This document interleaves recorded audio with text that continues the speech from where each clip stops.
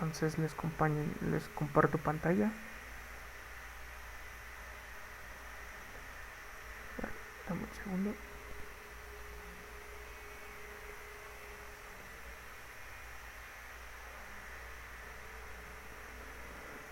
Bueno,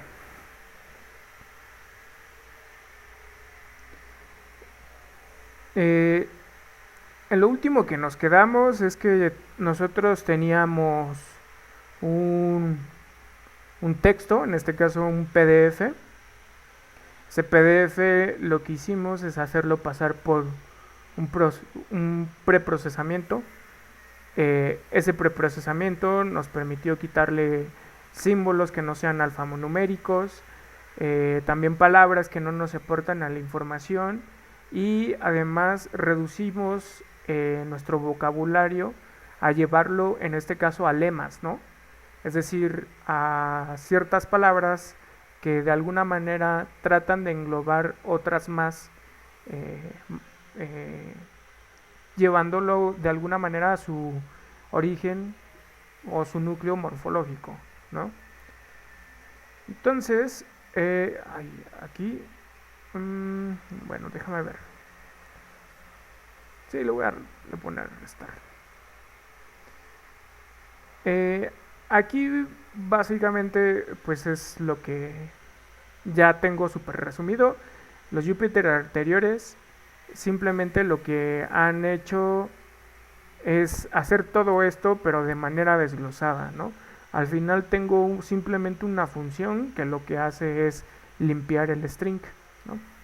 Entonces, aquí tengo algunos ejemplos de qué es lo que hace la función, ya sintetizando todo lo que hemos hecho. Y entonces aquí, por ejemplo, tenemos una oración y después de limpiarlo, pues termina la oración de esta forma, ¿no? Entonces aquí tenemos ahí el ejemplo, que te quita comas, te quita, por ejemplo, algunos pronombres, algunos auxiliares, y se queda con verbos, pero los verbos se queda con algunas partes que podríamos considerar interesantes. Ahora, por otra parte, hace una simplificación. Este algoritmo le quita el IES, lo reduce a una Y, ¿no? La siguiente semana discutiremos a profundidad con respecto a estos temas que son la lematización y la estemización, ¿ok? Entonces, por el momento, así,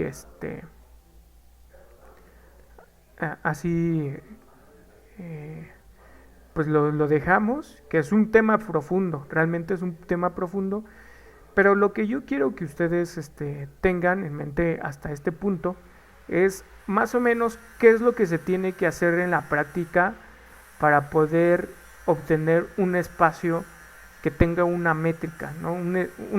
Generar esta famosísima bolsa de palabras vectorial, un espacio vectorial que está conformado, que modela al espacio de palabras, y más que nada que sepan cómo es que se puede definir una métrica a partir de las técnicas de vectorización que nosotros vayamos viendo. Entonces aquí tengo otro ejemplo, tengo una frase y esa frase queda completamente lematizada y sin símbolos que no vayamos a utilizar. Aquí les dejé una dirección de GitHub en donde se encuentra un algoritmo que es el Porter, que se encuentra desmenuzado, hecho en una función. Entonces, esto lo vamos a profundizar un poquito más, pero más o menos para que tengan una idea de qué es lo que se hace en cuanto a la limpieza y cómo es que terminó siendo programado este estemizador. ¿Ok? Entonces, regresando al estado en donde nos encontrábamos, pues aquí nosotros tenemos el texto procesado. Y entonces aquí tenemos nuestro texto final y tenemos diferentes palabras. Estas diferentes palabras van a hacer la función de nuestros documentos, ¿no? Y el conjunto de todos estos documentos van a estar conformando nuestro corpus, ¿vale? Antes de continuar, quisiera hacerles una pregunta. ¿Escuchan mucho ruido? No, No, se no escucho escucha nada. como que hay algo de fondo, pero no molesta ni nada. Ok, a ver, déjame un segundo, nada más cierro la puerta.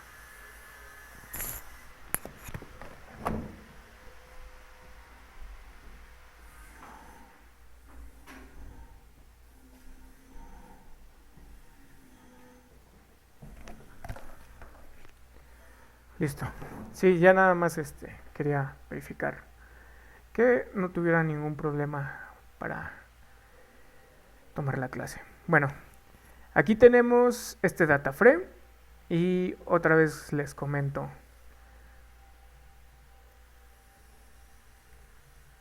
En este caso, nuestros documentos van a ser las filas que pertenecen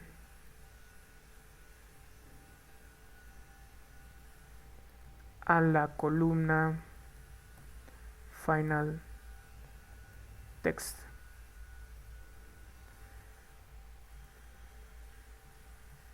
El conjunto de todos nuestros documentos va a ser el corpus. El corpus, pero en este caso el corpus limpio, ¿no? Eh,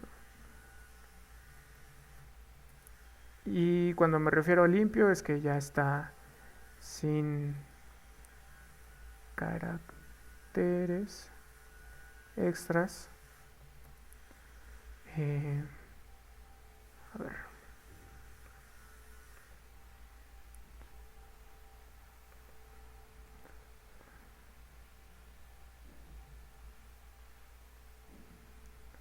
Sin stopwords,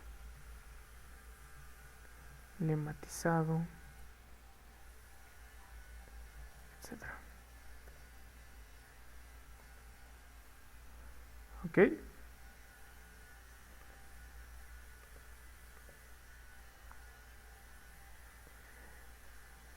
Y entonces lo que vamos a hacer es posteriormente tokenizar todos nuestros documentos, ¿vale? Entonces recuerden que tokenizar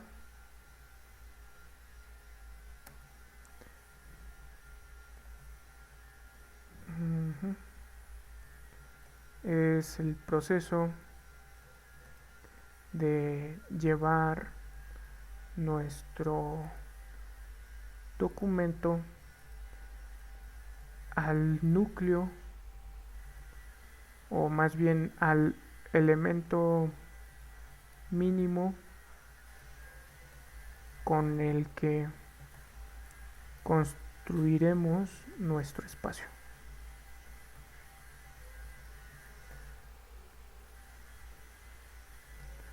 Nuestro espacio para poder procesarlo computacionalmente. ¿Sí? El proceso de tokenizar consiste con más cosas. O sea, en este caso lo estamos llevando a un núcleo, ¿no? Eh, De, de alguna manera, eh, en este caso nosotros definimos, mi núcleo va a ser palabras, ¿no? Y entonces nosotros estamos simplemente separando todos los documentos en palabras y de esa manera nosotros ya podemos empezar a preparar nuestros datos para procesarlo. Pero si nosotros, bueno, ustedes ya se darán cuenta que hay otras cosas que se llaman paddings y todo esto tiene que ver con que nosotros queremos que nuestras listas que vayamos a generar y que estén eh, tokenizadas, bueno, que están separadas, esto, estas listas deben de tener cierta cantidad o sea, estas listas tienen que estar normalizadas en el sentido de que todas deben de tener un cierto tamaño. Y eso puede servir para la hora de hacer traducciones, ¿no? En este caso no lo vamos a profundizar aquí, pero eventualmente lo tocaremos el tema, ¿ok? Por el momento, el hecho de tokenizar es simplemente llevar todo a su núcleo y puede ser, por ejemplo, los núcleos no necesariamente tienen que ser palabras, puede ser caracteres. Y entonces, algunas veces, por ejemplo, para completar cierto texto que nosotros vayamos a escribir, suele utilizarse preferentemente letras como tokens en vez de palabras. ¿Ok? Y bueno, aquí ya tenemos nuestros documentos tokenizados y lo que podemos hacer es un pequeño análisis con respecto de cuántas palabras se encuentran en cada uno de estos documentos. ¿Ok? Entonces aquí yo le apliqué una función lambda. Entonces lo que hice en esta parte, bueno, en primera, aquí arriba lo que se hizo fue aplicar primero una parte, se quitó aquellos documentos que no tenían absolutamente nada, hay nulos. Y entonces resulta que el data frame cuando toma un CSV, los espacios que considera nulos, pues resulta que son, pues los considera como un float, ¿no? Entonces aquí los float no tienen absolutamente nada, entonces solamente seleccionamos aquellos que sean stream. Y entonces aquí lo que generamos primero es algo que se conoce como una máscara. En pandas se generan cosas que se llaman máscaras, que son arreglos, o más bien en este caso van a ser series que tienen entradas únicamente booleanos, ¿no? Variables que son puramente booleanos. Y cuando nosotros lo encerramos entre los corchetes, resulta que vamos a poder filtrar entre cada uno de los datos que nosotros tenemos. Entonces las máscaras sirven para eso en los data frames. ¿Ok? Hay otros tipos de máscaras que se pueden utilizar para listas u otras cosas, pero en este caso los utilizaremos de esta manera, ¿no?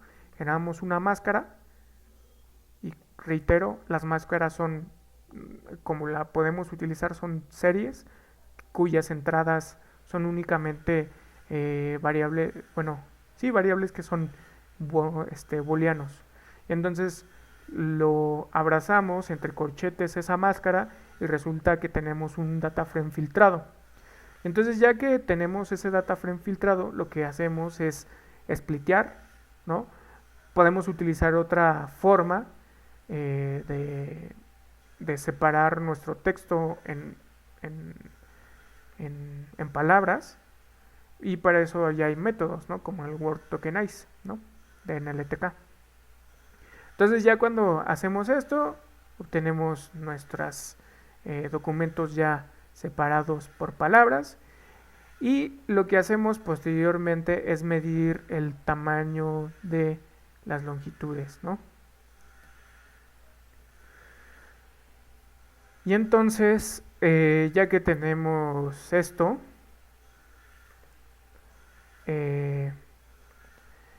vemos que nosotros tenemos aquí el tamaño de las palabras. Sí, otra cosa que nos he comentado. Esto ya lo había hecho con anterioridad, pero básicamente lo que nosotros estamos haciendo es aquí poner una función, ¿no?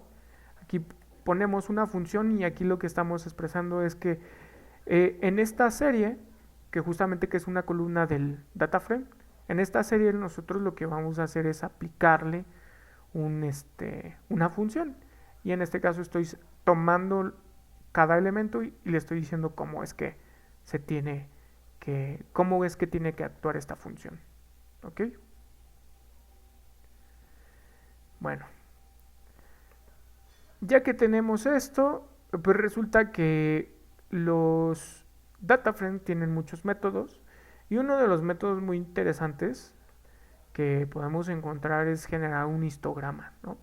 En este caso el histograma lo estoy generando sobre las frecuencias o más bien sobre el número de palabras que se encuentran en cada una de en los diferentes documentos, ¿ok? Entonces, por ejemplo, en este documento aparecieron 52, ¿no? 52 palabras. Y entonces aquí en esta parte es una gráfica en donde en el eje de las X sería la cantidad de palabras que se pueden encontrar y entonces aquí dice la frecuencia, ¿no? Entonces este es un histograma que está dividido por cierta cantidad de datos y entonces es por eso que se ve más o menos cómo está la distribución de el número de palabras con respecto a su frecuencia, ¿ok? Y entonces esto es importante, ya más adelante lo verán. También forma parte del preprocesamiento porque muchas veces los algoritmos con los que podamos estar trabajando pues tienen cierta cantidad de entradas. Esto significa que no puedo meterles a los algoritmos una cantidad arbitraria de palabras, ¿ok?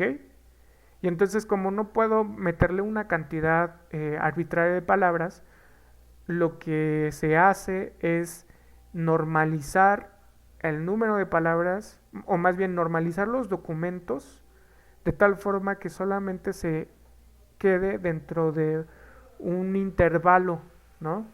de confianza.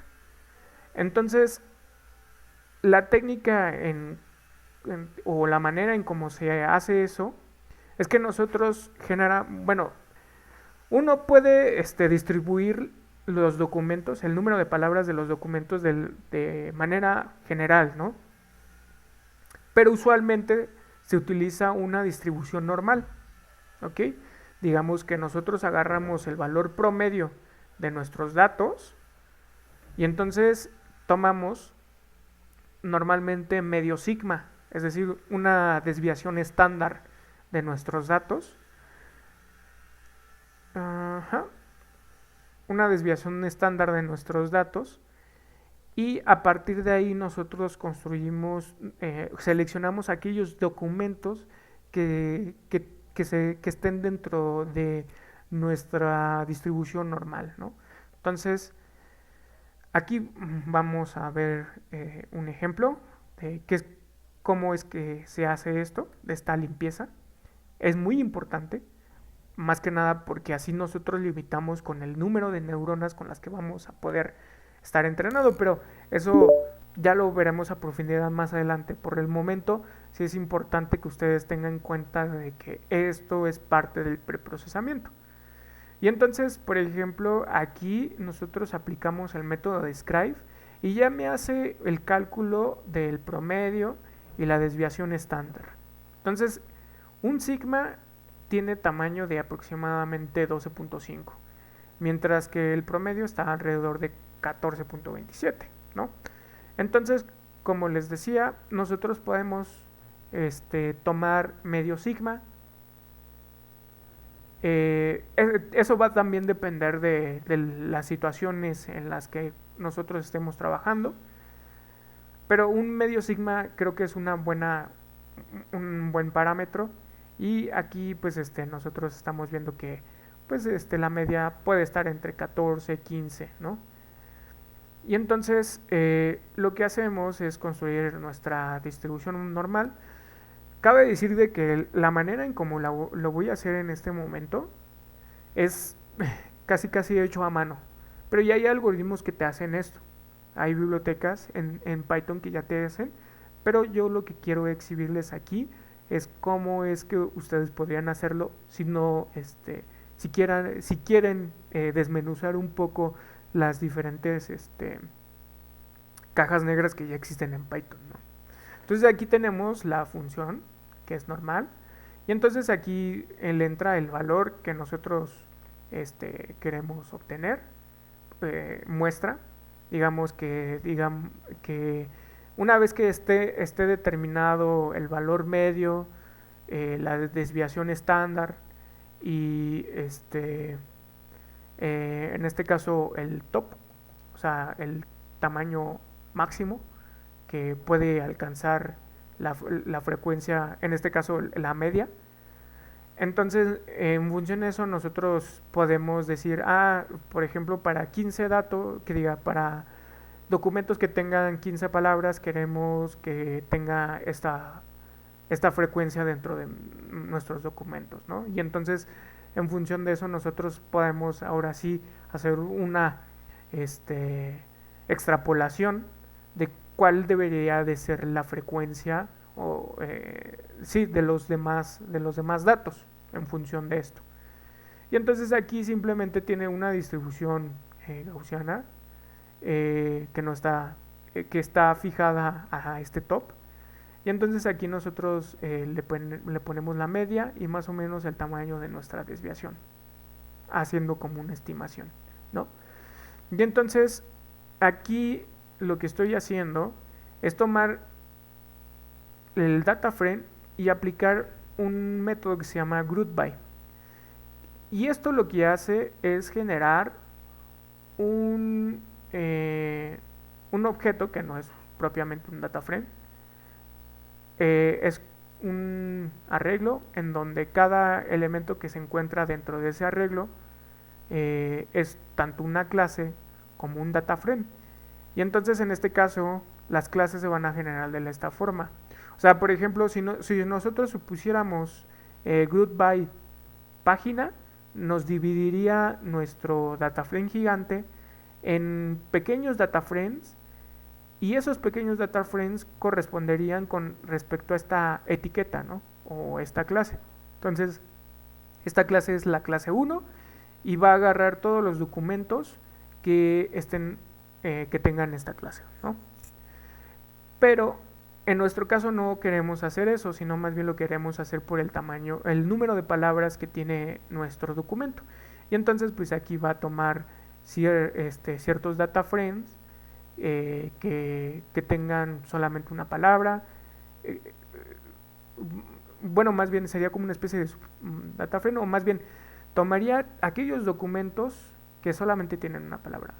O por ejemplo, tomaría todos esos documentos que tienen 5 palabras y entonces esos documentos lo agrupa completamente en un data frame, y de esa manera nosotros podemos hacer un trabajo un poquito más rápido, ¿no? A la hora de seleccionar y generar nuestra muestra, ¿no? Y entonces aquí, si ustedes se dan cuenta, nosotros estamos generando un data frame que está completamente vacío, y en este for lo que estamos haciendo es tomando las clases una por una, y se toma un data frame. Entonces aquí en esta parte lo que estamos haciendo es que, por ejemplo, le damos el valor 1, y se dan cuenta que hay tres valores. Uno dice 15, otro dice 15 y otro dice 160. ¿Ok? Entonces, ¿qué es lo que hace esto? Bueno, por ejemplo, si nosotros tuviéramos las clase 1, es decir, que solamente es de una sola palabra, nos va a decir, pues es suficiente con que agarres 3, 3 elementos de ahí. Si ahora quiero documentos que tienen 2 palabras, me va a decir, pues agárrate 5. Si quiero documentos que tengan 10 palabras, me va a decir, agárrate 97. ¿Ok? Y si quiero de 15, va a ser el 160, que es justamente este valor top. ¿Ok? Entonces, aquí lo que le estoy haciendo es introduciendo lo equivalente a una desviación, y también aquí le estoy introduciendo la media. Ahora, aquí en este caso, La desviación estándar está alrededor de 12. Entonces, eh, lo que estoy haciendo es agarrar la mitad, aproximadamente la mitad, ¿no? Puedo tomarlo como 6, ahorita más adelante lo hacemos.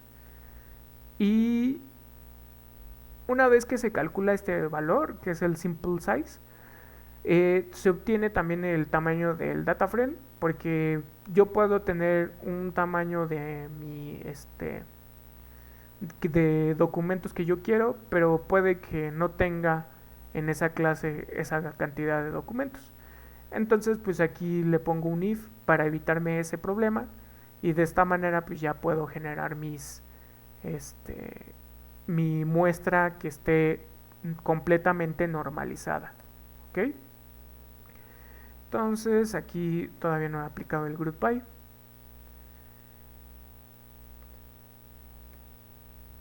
Y aquí ya hizo esto, y si se dan cuenta aquí ya me va a generar el histograma en donde se va a ver claramente que tiene una distribución normal, ¿no? Porque nosotros lo fijamos así. Sí, adelante, Carlos.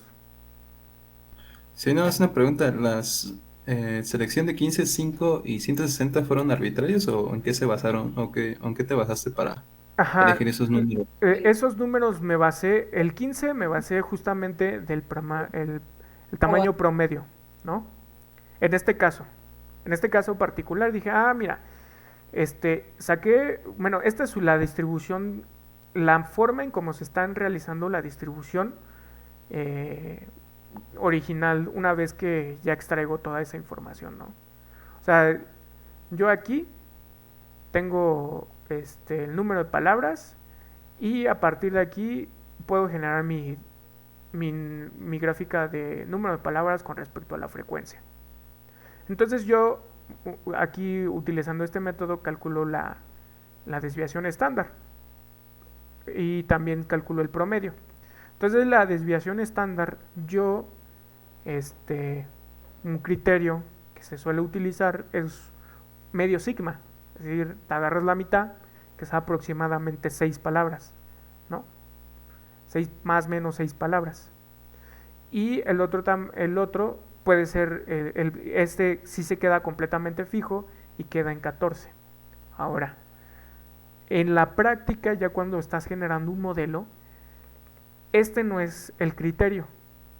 Más bien, lo que haces es que dependiendo del número de neuronas que con las que vas a estar trabajando, tú vas a fijar este valor. O sea, por ejemplo, si tu red neuronal tiene, no sé, 400 neuronas, entonces este valor que yo tomé, en realidad tú lo fijas a partir de ahí y tomas aproximadamente una desviación estándar, ¿ok? Entonces, que de tal forma de que tu modelo, tu red neuronal esté de 600, por ejemplo, de 600 neuronas. Entonces tú te vas a agarrar documentos que estén alrededor de 500 palabras más menos 100, ¿no? Por ejemplo. Esos criterios tú lo vas a estar determinando de acuerdo a la hora de que te construyes tu modelo. Hay algunos algoritmos de Machine Learning que no necesitan este criterio, pero a la hora de hacer el accuracy, obtener medir la efectividad de tu modelo, sí va a influir y va a impactar a la hora de seleccionar estos datos. ¿Ok? Entonces, en este caso particular, nada más como ejemplo para ejemplificar tal cual qué es lo que podemos llegar a hacer, nosotros simplemente decimos, nos agarramos la media, nos agarramos medio sigma, que, bueno, aquí medio sigma sería 6, ¿no? Pero yo le puse 5. ¿Por qué le puse 5? Bueno, y eso es lo que quiero que ustedes vean. Si se dan cuenta, la distribución aquí pues es muy simétrica, ¿no? Si yo lo agarro a 6, de alguna manera esa simetría se descompone, ¿no? Entonces, de alguna manera tú defines un criterio, dices, yo quiero que mi distribución sea simétrica, ¿no? Ahora, ¿cuál va a ser el verdadero criterio para seleccionar los datos? Va a ser tu modelo. y que en efecto, por ejemplo, si yo hago un experimento, si se pudiera decir como experimento, si yo hago una prueba de un modelo que yo tengo y propongo que sea simétrica y veo la accuracy de mi modelo, pues muchas veces voy a decir, ah, pues como que no está funcionando. En cambio, si nosotros tenemos algo asimétrico y que funciona, pues tiene que estar una justificación de por qué, ¿no? Pero curiosamente, en muchos casos puede suceder que la asimetría te puede funcionar, ¿no? Normalmente los algoritmos o las recomendaciones que se da en las mismas literaturas es que los datos tengan una distribución de tal forma que sea simétrica, ¿no? Y entonces es por eso que damos estos valores, ¿ok? Sí podemos hacer más grande nuestro sigma, pero ya un verdadero criterio real es directamente ya cuando estemos construyendo todo eso. Por eso hago mucho hincapié en esta parte del preprocesamiento, porque ustedes podrán saber lo que ustedes quieran de redes neuronales o de algoritmos de machine learning, pero a la hora de la hora lo que realmente te va a dar el punch, la importancia de lo que tú estás haciendo es en esta parte, ¿ok? Entonces, ustedes podrán construir sus funciones muy bonitas de procesar texto y todo eso, pero resulta que cuando realizan el entrenamiento tienen un accuracy muy pobre y entonces dicen, no, pues ¿qué es lo que está sucediendo? Y pues tiene que ver totalmente con el preprocesamiento y entonces aquí van a regresar de una cantidad de veces que se van a sorprender y van a decir, no inventes, la parte más difícil de construir o resolver un problema general dentro del procesamiento del lenguaje natural es en el preprocesamiento, definitivamente. Eh, a ver, ¿por qué estoy normalizando las frecuencias? Bueno, propiamente hablando, es porque si nosotros, bueno, a ver, aquí lo tengo. Mm, vamos a, vamos a hacer un ejercicio de el, el tamaño, ¿no? Y que esté combinado con una máscara. Entonces aquí nosotros queremos saber aquellos que tengan un tamaño 15. Entonces esto me está generando una máscara, como les había comentado. Y entonces lo que hago posteriormente es obtener esto, ¿ok? Y lo que me doy cuenta es que el número de datos que yo tengo para la media, aproximadamente 15, es de 179. Yo le había puesto con anterioridad el tamaño 14 y ahí ya aparecía 182, ¿no? Entonces, si yo quiero que se distribuya o tenga una distribución normal, mis datos, entonces lo que va a suceder es que si quiero que esta distribución normal alcance el máximo justamente en la media, pues no voy a poder, o sea, yo tengo que ponerle, bueno, pues entonces ese top tiene que ser este valor. O sea, no puede ser más grande, o sea, sí podría ser más pequeño, ¿no? Definitivamente. Pero pues en este caso estoy seleccionando este valor de 182, ¿ok? Que es lo que estaría dentro de la media, ¿no? Entonces aquí 15, selecciono ese y debido al if que tengo aquí, entonces va a resultar que aquí va a obtener a lo más 179, va a extraer todos, ¿ok? Entonces esa es la razón por la cual ese es el máximo que yo tomo porque todos los demás valores van a estar por debajo. Ahora, la normalización va a implicar en el desempeño de nuestro modelo. Sí tiene implicaciones, sí tiene a la hora de construir nuestro algoritmo de machine learning o algoritmo de deep learning, a la hora de hacer predicciones, sí va a impactar. Entonces, por ejemplo, si nosotros simplemente tomamos muestras de manera, pues, aleatoria y que se distribuyan tal cual como está aquí, muchas veces eso sí va a impactar dentro de la accuracy. Algunas veces no, pero eso va a depender de qué es lo que tengamos que hacer.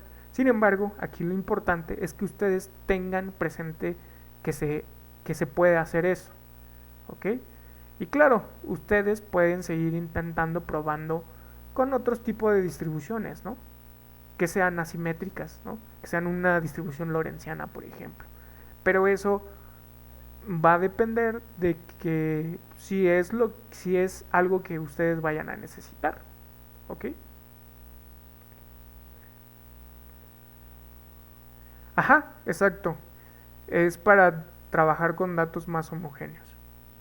Sí, precisamente. Ujú. Pero bueno, todo eso tiene la razón de por qué. Tiene que ver con la hora de que nosotros estemos entrenando nuestros modelos. Por una cuestión estadística, ¿ok? Una cuestión estadística para que nosotros empecemos a hacer una caracterización de, de los objetos con los que vamos a estar trabajando, ¿ok?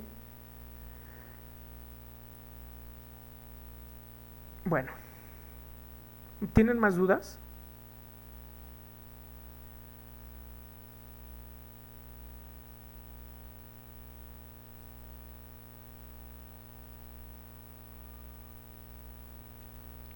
¿Sugerencias? ¿Algo que quisieran discutir?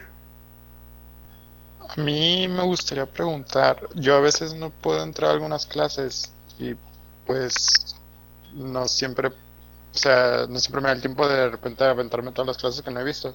Entonces, si hay algún libro o algo que pueda ir leyendo. Sí, de hecho, dentro de las referencias estamos siguiendo un libro. El libro que allí aparece incluso el de la página de la Facultad de Ciencias, ahí les dejé una referencia. Esa referencia es la que Ah, estamos siguiendo. ok, muchas gracias. Sí. Bueno, ahora, este data frame es nada más para que lo tengan presente, ¿ok? Pero nosotros lo que vamos a querer es hacer, primero, construir nuestro vocabulario y segundo, generar nuestro espacio vectorial, que es nuestra bolsa de palabras vectorial, ¿no? Entonces, nosotros la sesión pasada vimos cómo se podría construir de manera burda un espacio de este estilo, ¿ok? Y en este caso nosotros vamos a utilizar otras herramientas para generar otros dos tipos de espacio. Los otros dos, uno de ellos es el Comb Vectorizer y otro es el TF-IDF Vectorizer, ¿ok? En este caso, las paqueterías ya se encuentran en sklearn, ya está todo listo. Y entonces, como les decía, primero se construye el corpus, ¿ok? Y aquí se muestra el corpus. Aquí nosotros tenemos una lista que en cada entrada tiene strings. Y estos strings, pues, son nuestros documentos con los que vamos a estar trabajando, ¿vale? Y entonces, simplemente para que nosotros generemos nuestro vectorizador o nuestra función vectorizadora, simplemente lo que hacemos es instanciar nuestro método, en este caso el convectorizer, y lo que hacemos es ponerle este método que es .fit y lo que hace es comerse únicamente el corpus. Ahorita vamos a abrir esta caja negra. ¿En qué consiste? Entonces, aquí lo que hizo, si se dan cuenta, ni se tardó nada. Y entonces, aquí lo que hago es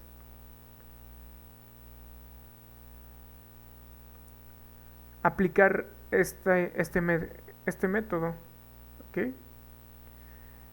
Y entonces lo que hace es el vectorizer primero hizo un ajuste sobre los corpus. ¿Qué es esto del ajuste? Es casi exactamente lo mismo de lo que hicimos la vez pasada. ¿Se acuerdan que nosotros en cada una de las de cada uno de nuestros documentos le asociamos un vector que tenía dimensión 11.900 y tantos? 11.978. Y que en las entradas que eran distintas de cero es justamente porque tenían una de estas palabras y que esas entradas que eran distintas de cero tenían la frecuencia, ¿no? En la que aparecía sobre todo el corpus, ¿no? Con el que íbamos a estar trabajando. ¿Se acuerdan? Sí, no, para nada.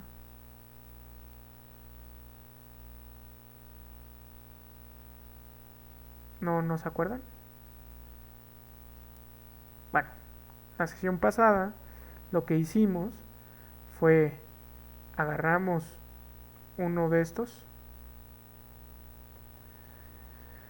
vimos cuál es la frecuencia en la que aparece, por ejemplo, esta palabra sobre todo el texto, ordenamos cada una de las diferentes palabras de una manera pues arbitraria y lo que hicimos es generar un vector de dimensión 11.978 en donde la entrada, por ejemplo 500, que es justamente la posición en donde se encontraba dentro de nuestro alfabeto, en esa posición nosotros sustituíamos el 0 por una cantidad y esa cantidad tenía que ver con la frecuencia. ¿Ok? Y entonces el convectorizer hace exactamente lo mismo, excepto que la frecuencia no es sobre todo sobre todo el documento, que diga sobre todo el corpus, sino que es sobre un documento. ¿Ok? Entonces, por ejemplo, si nosotros vemos, por ejemplo, la palabra Jessica, aquí aparece solamente una vez. ¿Ok? Y como aparece únicamente una vez, entonces su vector asociado aquí al generar el vector, en la entrada correspondiente nada más va a aparecer un 1. ¿Ok? Y eso es lo que hace el convectorizer. Lo que hace es contar su frecuencia, pero no sobre todo el documento. Que diga sobre todo, no sobre todo el corpus, sino que únicamente sobre el documento. ¿Vale? Entonces, yo sé que hay dudas y son súper penosos para preguntarme, pero aquí yo lo que quiero mostrarles es que, bueno, aquí está el data frame, aquí ya está la vectorización y si se dan cuenta son puros ceros, ¿no? Son muchos ceros, y eso se debe a que las palabras que fueron asociadas en el primer lugar, pues no se encuentran, ¿no? En los primeros lugares. Y entonces, si nosotros queremos saber la dimensión de uno de estos vectores, pues resulta que la dimensión es de dimensión 11.968, 18 menos a lo que nosotros teníamos, y eso se debe a que este método del convectorizer eliminó otras palabras que resulta que dentro del método no son relevantes. ¿Ok? Y entonces nosotros aquí hacemos, bueno, primero, antes que nada, creo que no tenemos definido el m. Entonces aquí m igual a 4.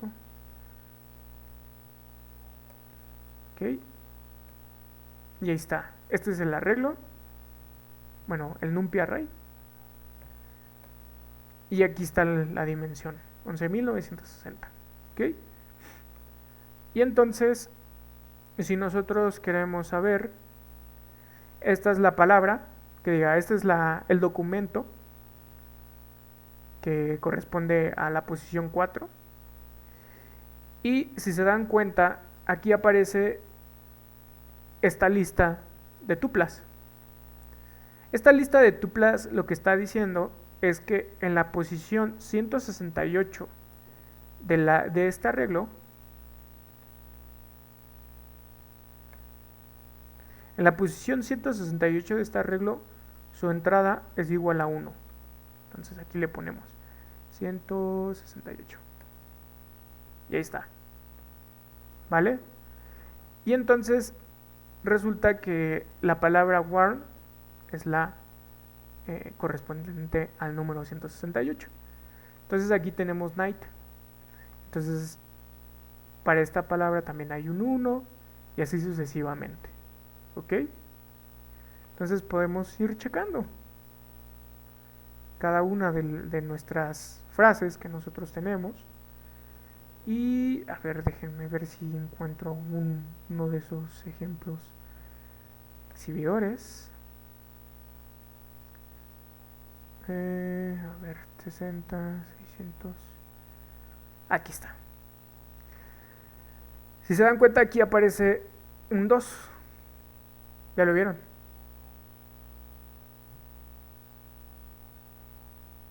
Sí. También aquí en este lado. ¿Ok? Entonces vamos a contar 1, 2, 3, 4, 5, 6, 7, 8, 9, 10, 11, 12. ¿Ok? Entonces 1, 2, 3, 4, 5, 6, 7, 8, 9, 10, 11 y 12. Vamos a preguntarnos, ¿cuántas veces aparece Cranis aquí?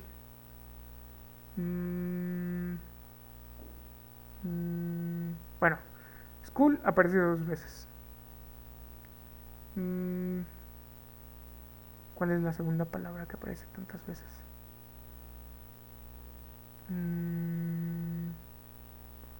School. ¿Qué otra más? HAL. Hal. Ajá. Ok. Sí, aquí apareció. Entonces, bueno, en este momento no sé exactamente cuál es el índice que le corresponde, pero resulta que este 2 tiene que ver con el número de veces que aparece la palabra en este documento, ¿no? Y esa es la diferencia de lo que veníamos estando haciendo. En este caso, este número lo único que nos van a estar diciendo es el número de veces que aparece en el texto, en el documento. Entonces eso de alguna manera es ventajoso con respecto a lo que nosotros estábamos haciendo, porque si nosotros queremos saber cuántas veces aparece la palabra, pues simplemente nos fijamos en esto, y entonces los documentos con los que vamos a poder llegar a generar utilizando ya este método que nos vectoriza nuestras palabras, que ya es un método, entonces justo van a ser tal cual combinaciones lineales, y cuando estén normalizados nuestros datos, o sea que tengan un tamaño igual a 1, pues nos va a decir que es justamente cuántas veces tú tienes que multiplicar, o más bien cuántas diferentes palabras están apareciendo en nuestro vector que estamos generando. ¿Ok? Bueno, esta técnica nos permite ya empezar a utilizar algo que le llaman cosenosimilitud. Dentro de las ciencias de la computación que analizan vectores, pues les gusta medir distancias, ¿no? Así como nosotros medimos distancias como tanto matemáticos, físicos, también a los científicos de la computación les gusta medir distancias. Y pues a ellos se les hace más fácil utilizar el coseno que viene de nuestro producto punto, ¿ok? Aquí nada más hay un comentario que les tengo que hacer a ustedes. El coseno de similitud no es una métrica.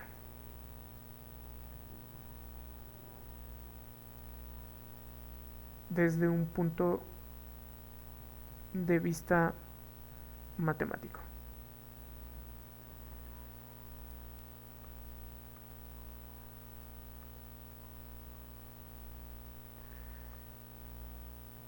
El coseno de similitud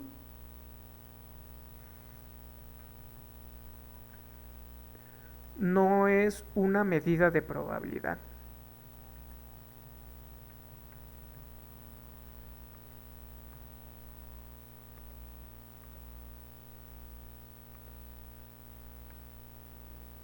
¿Ok? Esto es muy importante que lo tengan ustedes muy en cuenta. Porque he escuchado algunas personas que piensan que el coseno de similitud mide probabilidades. Y eso está mal. O que dicen que el coseno de similitud es una métrica. Y eso está mal. Ustedes como matemáticos me pueden decir por qué no es una métrica y por qué no es una medida de probabilidad.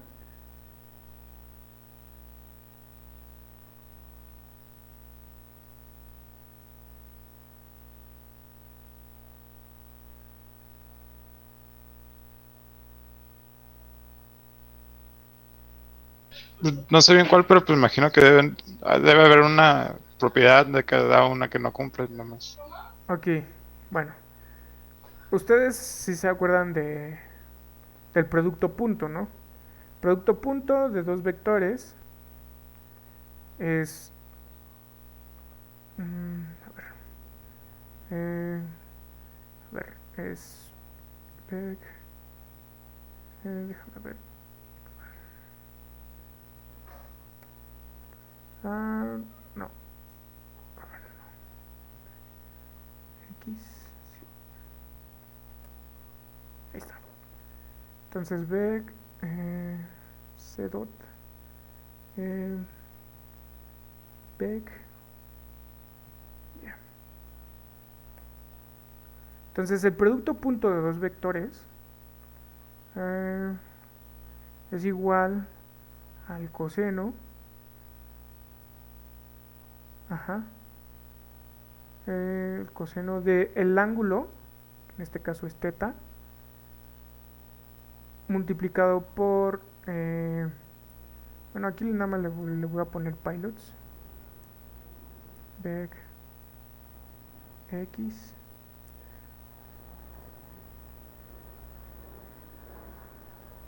vec y.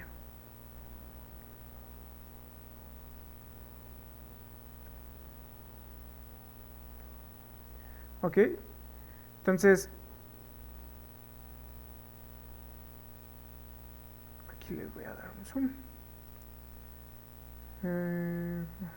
Ay, modo lag. Ahí está.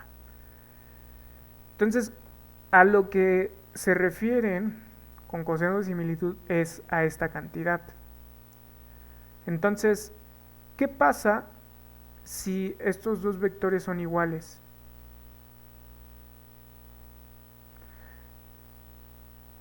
Si son lo mismo. Esto es igual a la norma al cuadrado, ¿no? El producto punto es la igual a la norma del cuadrado. Esta es la igual a la norma del cuadrado. Y entonces el coseno de teta es igual a 1. ¿Ok? Entonces, ¿esa propiedad la cumplen las métricas? No, sí.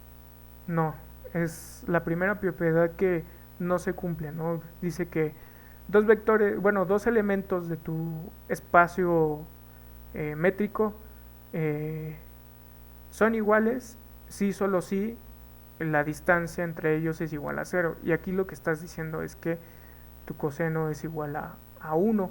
Y entonces esa es la razón por la cual el coseno de similitud que utilizan para comparar textos, este, justo, ay, ¿dónde está? Ay, me bajé mucho. A ver. Sí, aquí está. Esa es la razón por la cual no puede ser una métrica esta cantidad. ¿Ok? Ahora, pregunta, ¿por qué no puede ser una medida de probabilidad?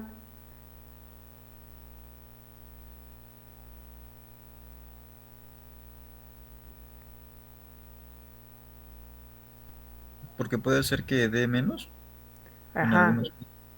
sí, porque toma valores negativos. Y en serio, me ha tocado encontrar personas serias que me han tratado de debatir diciéndome que un coseno de similitud nunca puede ser negativo. Y ustedes ya más adelante se van a dar cuenta de que cuando ustedes calculan un coseno de similitud entre dos vectores en procesamiento de lenguaje natural, cuando se hace un embedding bien hecho y solamente lo estás haciendo para dos vectores que son palabras, resulta que tiene que ver con que su significado es contrario con respecto al otro. Eso lo vamos a ver más adelante, ¿ok? Entonces es muy importante que lo tengan muy en mente. O sea, el coseno de teta nada más lo que nos va a dar es más o menos estimar el ángulo, ¿no? De separación y qué tan parecidos sean. Pero eso no es una métrica. El coseno de similitud sí viene de una métrica. Está relacionada. Nos puede dar una intuición, pero no nos está diciendo exactamente la medida de qué tan cercano es. Sí nos puede definir cierto tipo de distancias, ¿ok? Específicamente lo que nos va a decir las distancias son los ángulos y no tanto el coseno. Pero eso ya lo vamos a ver más a detalle más adelante, ¿ok? Pero esto sí es importante que ustedes lo tengan en cuenta. Bueno, entonces yo puedo tomar en este caso dos elementos, dos textos, y lo que puedo hacer es obtener el famosísimo coseno de similitud y resulta que el valor es muy cercano a cero y eso significa que pues de alguna manera estas esta información está pobremente relacionada. Es más, ni siquiera están relacionadas, se podría decir, ¿no? Entonces, de alguna manera nosotros podemos hacer una cuantificación de qué tanto se parecen ciertos textos, ¿no? Qué tan parecidos sean utilizando esto, ¿vale? Pero, pues nosotros podemos probar que realmente aún es muy pobre la forma en cómo estamos comparando nuestros textos. Porque si nosotros calculamos, por ejemplo, este otro, no sé, déjenme ver otro caso. Bueno, aquí no, 5. A ver, 1, ok. Ok. O sea, realmente nos está diciendo que nada está relacionado con nada, ¿no? O sea, por ejemplo, el 0. Dun.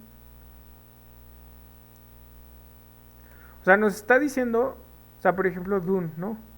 Dices, oye, pero ¿cómo que está relacionado Dun con respecto a esto? O sea, está medio raro, ¿no? Hay una serie de detalles que están medio raros aquí. Y entonces, de alguna manera, esto nos puede hacer una estimación, ¿no? Pero no es del todo confiable. Sí podemos saber más o menos Por ejemplo, qué palabras conformen este texto y compararlos con respecto a esto.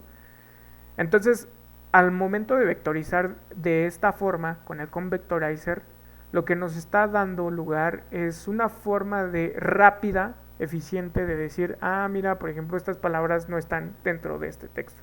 Entonces, de alguna manera, pues podemos estimar sus diferencias, ¿no?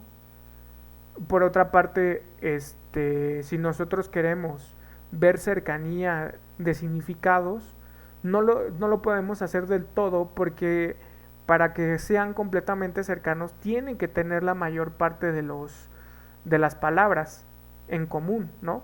Entre los dos diferentes textos. Entonces, por ejemplo, si un texto tiene, por ejemplo, no sé, sinónimos, ¿no? O que el conjunto de palabras tratan de expresar el mismo concepto, eso no lo podríamos hacer utilizando esta forma de comparación, ¿no? Entre diferentes documentos, ¿vale?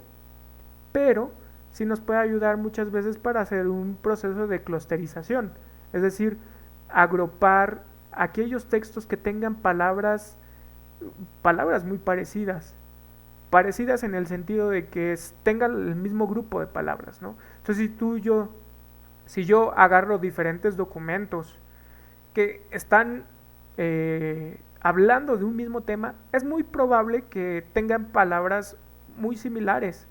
Y entonces de esa manera nosotros podemos agrupar, por ejemplo, artículos, ¿vale? Utilizando alguna técnica de clusterización, que veremos ya más adelante en qué consiste este show. Pero por lo mientras, quiero que ustedes tengan en claro que ya podemos hacer este proceso de llevar desde un espacio de palabras a un espacio vectorial y que de alguna manera todo esto se pueda comparar. Ahora, ¿por qué toma valores negativos el coseno?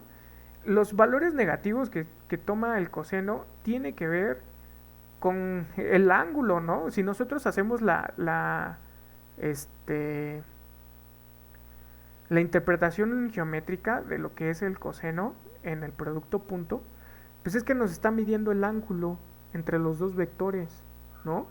Entonces cuando tienes ángulos que están por encima de pi medios, o sea, no sé, menor, entre pi medios y entre pi, alguna fracción de esa, entonces los valores tienden a ser negativos. Entonces nos está diciendo que el vector en este espacio gigantesco, pues tienen direcciones, pues de alguna manera contrarios, ¿no? Y entonces pues eso influye con la manera, bueno, en la manera en cómo nosotros estamos acomodando nuestros datos. ¿Ok?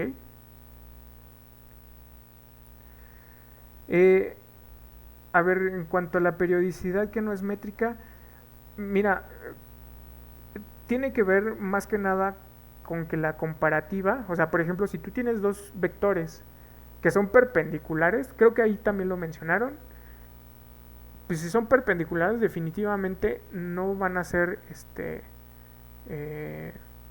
no van a ser iguales. Sin embargo, el coseno nos va a calcular un cero, ¿no? Porque el ángulo que forman entre esos dos vectores de pi medios, entonces el coseno de pi medios es igual a cero. ¿Ok? Pero es una buena herramienta, ¿vale? ¿Tienen más dudas, comentarios, sugerencias?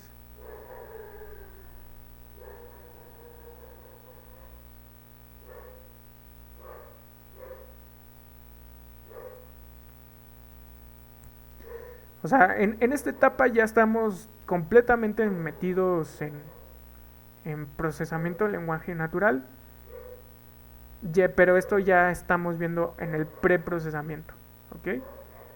Hay muchísimos más aspectos que se pueden profundizar. Por el momento estamos viendo una parte muy práctica para que cuando nosotros abordemos ya la parte teórica, ustedes ya tengan algo de alguna manera tangible que ustedes ya lo puedan programar y hacer los diferentes ejercicios que nosotros podamos llegar a hacer en la parte teórica. Entonces, ¿no tienen dudas?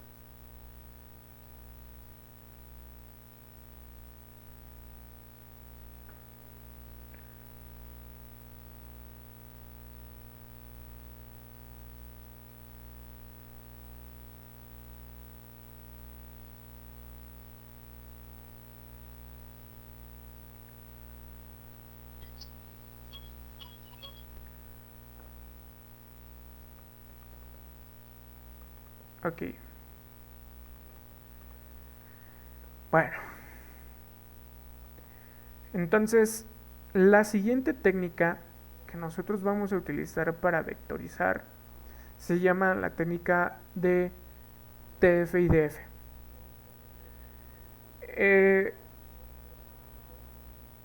Esta técnica está basada, o en algunos aspectos está basada y cimentada en una ley empírica muy importante dentro de la lingüística. Curiosamente, nosotros reducimos esta área del conocimiento como es el estudio de las letras, particularmente el estudio del español, el estudio del inglés, estudio del francés o en general cualquier lengua, como una humanidad, ¿no? Y que de alguna manera, bueno, esta área del conocimiento está como excluida de lo que nosotros como científicos podamos estar tratando, ¿no?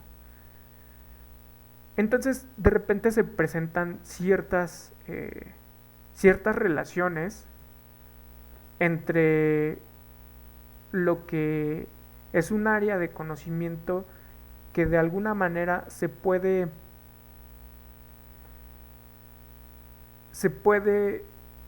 llegar a un punto en que se vuelva ciencia, ¿no? Ustedes sabrán que el conocimiento en general no necesariamente tiene que ser ciencia. Y tampoco es cierto que la ciencia es del todo reducirlo a hacer experimentos, ¿no? Ahí yo me gusta la interpretación de que heredé de uno de los profesores de la Facultad de Ciencias, que se llama Enrique Yepes, y básicamente, ¿qué es una ciencia? ¿No? Pues realmente una ciencia en efecto cumple el método científico, pero sobre todo para que sea una ciencia completa necesita que tener una parte experimental o más bien una representación material de el objeto de estudio y una sintetización de ese objeto, ¿no? Que es lo que llamamos como la teoría, ¿no? Entonces, cuando nosotros estudiamos en los lenguajes, pues en efecto tenemos una materia de estudio que de alguna manera es tangible, ¿no? Nosotros lo podemos escuchar, nosotros podemos transmitir información utilizando la lengua, el idioma, pero aquí lo interesante es que todo este conjunto de información que lo podemos reducir como lengua tiene una representación teórica dentro de un lenguaje abstracto. Entonces, en este caso, las palabras dentro del texto tienen un comportamiento estadístico que sigue una ley que es totalmente empírica, ¿no? Y esta ley es la ley de Zipf. ¿Qué es lo que dice la ley de Zipf? La ley de Zipf dice básicamente lo siguiente: que la frecuencia en la que aparece una palabra dentro del texto es inversamente proporcional al ranking en el que se encuentra esa palabra. ¿Ok? ¿Eso qué significa? Bueno, aquí tenemos un texto. ¿Ok? Tenemos la palabra sister, ¿no? Entonces, esta palabra sister ya nosotros vimos que tiene una cierta frecuencia, sobre todo nuestro corpus. Aparece tantas veces, ¿no? Entonces, por ejemplo, tenemos también la palabra emperor, ¿no? Emperor, sister, planet, ¿no? Entonces tenemos estas tres palabras. Estas palabras tienen asociado su frecuencia. ¿Ok?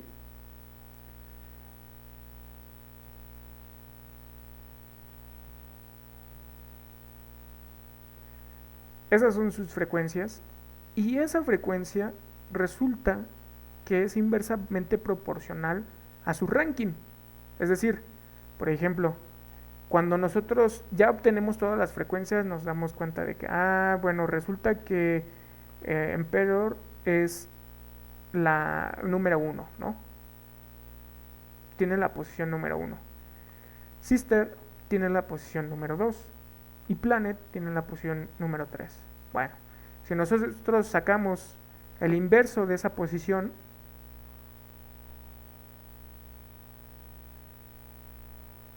resulta que es inversamente proporcional a la frecuencia en la que nosotros la encontramos. ¿Ok?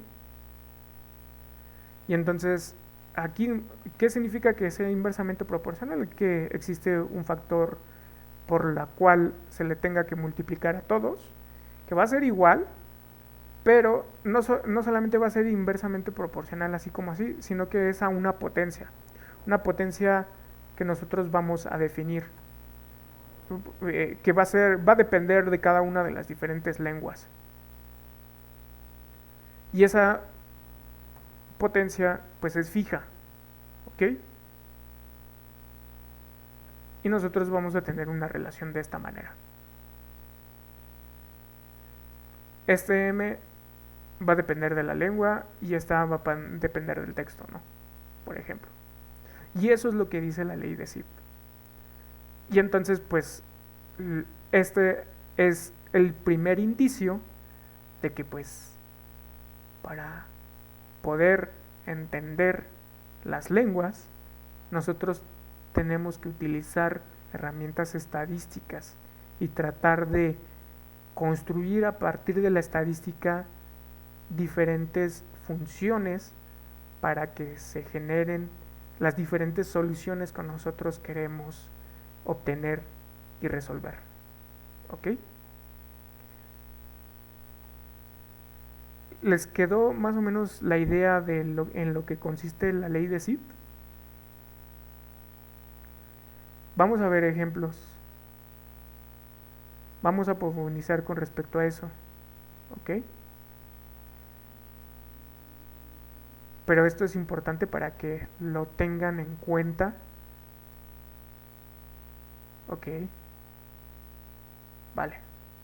Sí, hay investigaciones con respecto a la ley de Zipf en torno a todo esto y aún hay muchísimas cosas que se pueden ir rascando, ¿no?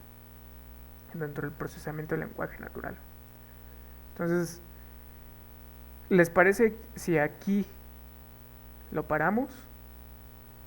Mañana continuamos con TF y DF, retomamos la ley de Zipf y entonces, ya que tengamos todo eso claro, volvemos otra vez a las técnicas de vectorización y ya que regresemos a las técnicas de vectorización, hablamos en qué consiste la técnica TF y DF, hacemos nuestra última vectorización para que de esta manera lleguemos a construir o averiguar cuál es el espacio sobre el cual vamos a estar trabajando, cuál es el subespacio euclidiano con el que vamos a poder hacer el encaje de nuestras palabras, pero eso lo veremos más adelante.